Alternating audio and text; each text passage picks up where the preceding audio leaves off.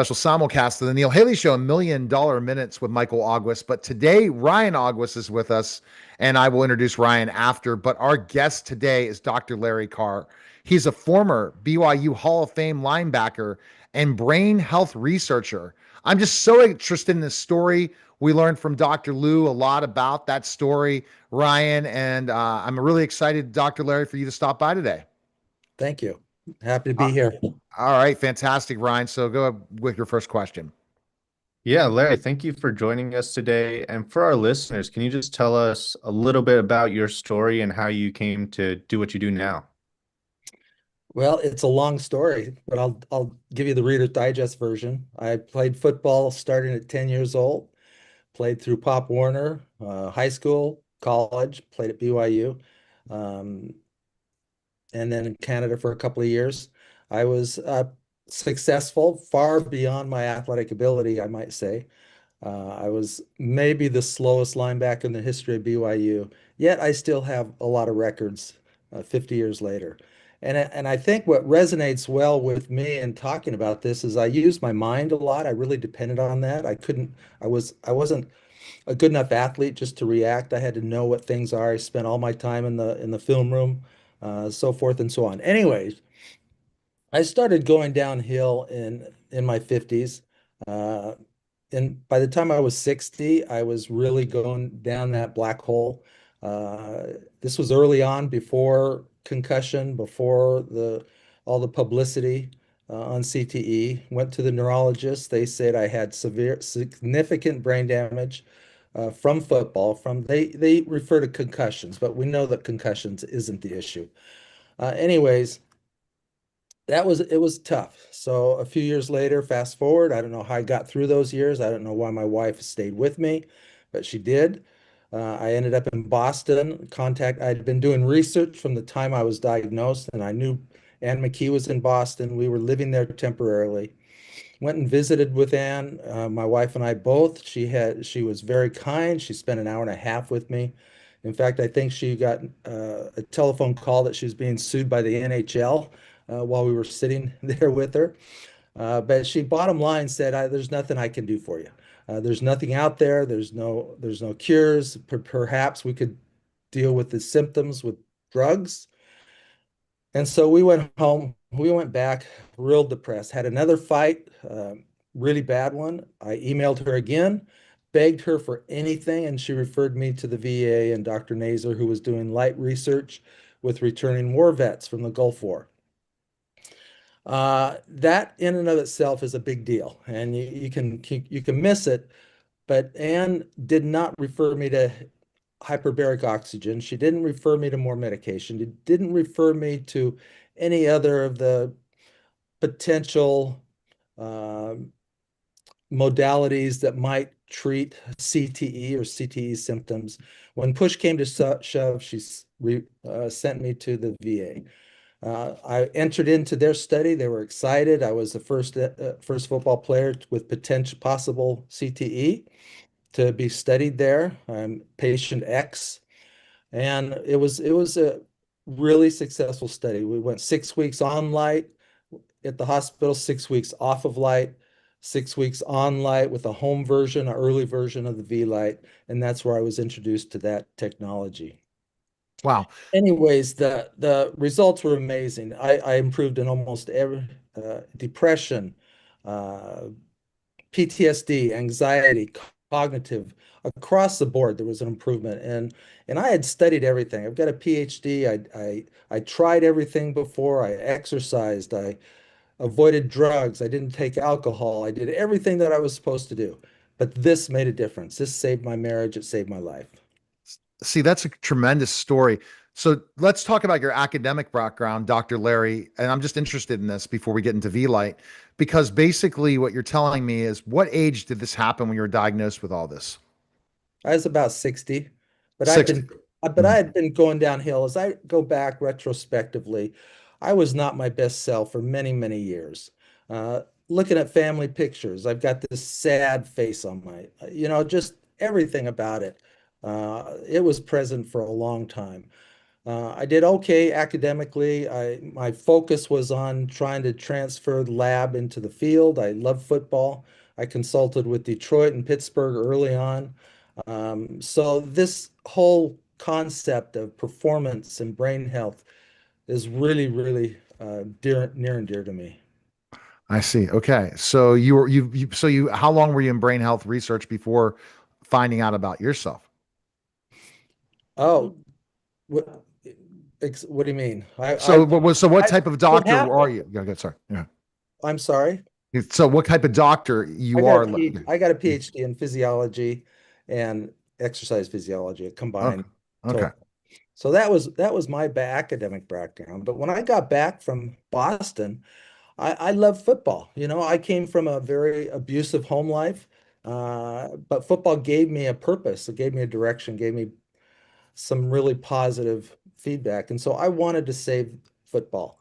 And if you recall, 215 to 218, 219, there was a lot of stuff out there on CTE. There was probably 1,000 articles, New York Times alone. Since then, no, it's kind of gone away. Nobody talks about it so much anymore, but it hasn't gone away in the football players' minds. It But hasn't gone yeah, they're still away. getting CTE. Yeah. That Oh, hasn't changed. Oh it yeah. has never gone away. And it doesn't matter what, there's always new innovation with helmets and safety, but the injuries still happen. Right. You know, that's a good point, and I wanted to address that real quick. It seems like, they didn't have an answer for it, and I think that's part of the problem because there was no cure, there was no treatment, there was no diagnosis. So now, what are the main people doing? They're trying to diagnose CTE in the living. That seems to be a big push for a lot of places. But you got to be careful what you ask for because what does that tell you? Boston early on research showed that 119 out of 120 had CTE. Uh, our research shows red flags in the brains of 20-year-olds that is precursor to CTE. We have, women soccer players in our research that had a precursor to CTE. So what are they going to find if they can diagnose this? What are they going to retire the whole NFL? Because I guarantee you that everybody in the NFL has precursors or CTE. What Yeah. insurance companies are going to cover these people if they know they have potential Mhm. CTE? That would be the destruction of football right there. So you have to figure out something to treat it and to prevent it. And that's what this technology does, according to our research. And see, I think, and then that we heard about that research with Dr. Lou, and I'm going to pass it back over to Ryan. But like when you're having me talk about this, is myself, I was former professional wrestler, Dr. Larry. So I took lots of chair shots to the head, trash cans, phones, all those different things. Never got diagnosed with a concussion because, in pro wrestling, we put a band-aid on and go back to the next thing in the 90s. I And understand a some lot, a pain. lot of different. And I wonder how many times when I took bumps on the concrete or in the ring that my head had that situation. Thank goodness again I'm just like you in a way where I continue to be academic, so it's not happening as much, but I could not imagine if everyone was told they have CTE. What would happen? You would never be insured ever. You would never, no one would want to take anything. So it's really, we have to figure out ways of not curing this, but really decreasing this level than saying, okay, we're going to all diagnose you with this. So that's another thing instead of let's come up with a solution to improve symptoms, get rid of those symptoms and make it going, right? That's really what we have to do, Dr. Larry. Absolutely. And you know what? What we've found also is it's not concussions, it's not head hits, it's not head collisions. Hmm. It's just a change in momentum. It's head acceleration events. And if you look at it like that, you're running one way, the tackler's coming the other way, they collide, they don't have to touch heads. But that Mhm. brain inside there is wiggling back and forth and twisting and turning and torsion and we found in our research what was theoretical about this cone of vulnerability right in the middle of the brain. That's where all the damage took place. And with BYU football players, we had 15 that didn't use the headset, 15 that did use the headset. The 15 that did were inundated with inflammation. They had damage to their axons. The 15 who didn't or who did wear the headset, they had a net loss of inflammation. They had no damage to the axons. They had a healthier brain at the end of the season. Their performance was better at the end of the season. Their win rate was better at the end of the season. 3 years with using the headset, it's an 83% win rate. Now, I know that's just anecdotal, but you can't say that there's not something. Without using the headsets, their win rate is about 58%. So there's a difference. Wow. So yeah, let's talk about the application there because our listeners, this is our second episode with Vielight, so they're just starting to get to know about it. Um, so it seems like this is a product used for post uh, athletic career, but also while they're playing as well. Is that right? Well, we were really the first ones to do this study at BYU for the young people. It has had really great impact on firefighters. We saw across the board improvements in cognitive and emotional sleep. It has a tremendous impact on ex-athletes, ex-collision athletes, mostly football. It had a great impact on moderate TBI and stroke patients. But the impact it has on the young people, and these guys are not fresh out of, they've been playing for probably 10 years in some cases. Right.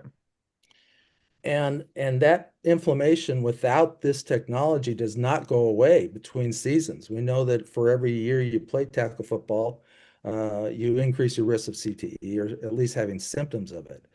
So, I Wow. mean, the idea now, I don't know if we could even do this study now, because in order to get that study going, and it's the only one in the country that's ever been done, I had to get the approval of the athletic director, the medical staff, the head coach, the trainers, and last but not least, the players. If they didn't want to do it, they didn't do it. So we made the presentations, they went forward with it, and it's really groundbreaking.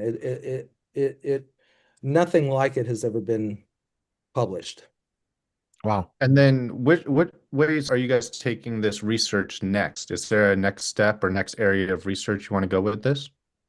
Well, yeah, really the three areas that we're really looking at is number one, expanding it to the NFLPA to support this. So right now the NFL, all they do is monitor these guys. They just watch them slowly deteriorate. So we want to do the largest NFL study uh, for retired players. We want to do want to expand that from our ex-athlete study. We've got a DoD grant to do veterans, and we've got an FDA grant to do an FDA study on mild to moderate TBI because there's still no diagnosis for that. But my real focus, what I really want to do, is really focus on youth and adolescent mental health because we know that it's a crisis. We've talked to one principal and he said, I wish everybody in the school could use one of these things. They've had a rash of suicides. Um, why not try to find out? Like I said before, we found markers in the brain of these 20-year-olds that suggest Anne McKee named it as a risk factor for CTE in 100% of the people that we tested. There's not even that been found in 100% of retired boxers. And so something is going on early on, and we want to find out when and what is happening to them. And that's really what we're trying to raise money for that research.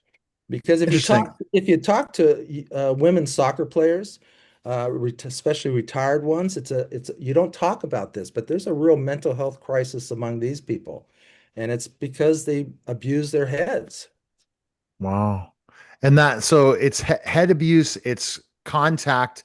So when I probably taking lots of bumps or having someone body slam you to the ground with them That's a going would problem. be That's a that problem. that would be an issue. So Mhm. definitely you should look at studies with one of the professional wrestling organizations. I've contacts on that and love to try to Well, help let me just add something to that. One of our biggest donors so far has given us a moderate amount of money, but for us, it's a lot of money.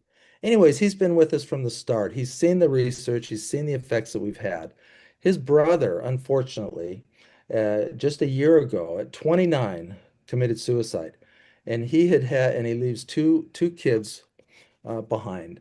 And he didn't connect the idea that this is not only football, that this is reaches out other. His brother was a longtime rodeo participant. oh So my. bucking broncos, heads shaking back and forth. Look at race car drivers. Have you seen their heads bouncing back and forth? Yeah. Yeah. And they don't put it together that this is not a concussion thing. And it's, and everybody wants to say it's concussion. It's a concussion. It has nothing to do with concussions. Interesting. Is there a specific area of the brain that we're treating here? Or is this multiple parts of the brain? Well, the headset itself focuses on the default mode network, which is kind of spread out throughout the brain. And we found a lot of success with that.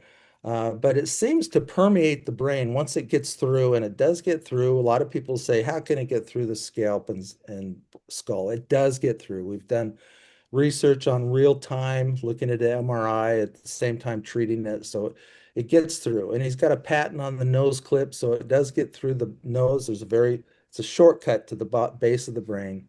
But it seems to permeate the whole brain, and like I say, you look at the BYU pictures. I wish I could share your screen. I could show you some pictures. But their head was full of inflammation throughout Wow. the entire brain, cerebellum, Hmm. cerebrum, and everything. And it's not like when I played. I mean, we beat ourselves to death. And these guys don't hit anymore. I mean, they have a limited number of hit days. They usually wear Yeah. shorts out there. They don't hit. Only in the games do they hit, and yet still their brain was full of it. Yeah. And putting extra pads on the head, that does nothing. And yet everybody does it. I understand what they're trying to do and what they want to do, but it has no impact in what we're talking about. And that's where you just got to I don't believe continue. You got to continue to conduct the research, Dr. Larry. You got to continue to do these things to make it happen. Because if you don't go and do this, you're going to see so many more people that died with CTE and never knew about it. Or let's talk about some of the health. We're talking sports, but as Dr. Lou is talking about, we're talking about people with serious, Alzheimer's and dementia. If we can reverse that, that is going to be a game changer beyond belief. Well, how much money is spent on Alzheimer's research? It's something like $200-300 billion a year. They've identified Alzheimer's in living people. How close are they to a pill or some medication? They're nowhere close. So this has applications, probably more people than any other health issue that's been talked about. It's across the board. I mean, football is football. A lot of people don't have a lot of sympathy for football players, but it's the perfect petri dish to research this. These are young, healthy, active people with the only problem is they bang their heads and they bang their bodies around. And so we found some really, really great information.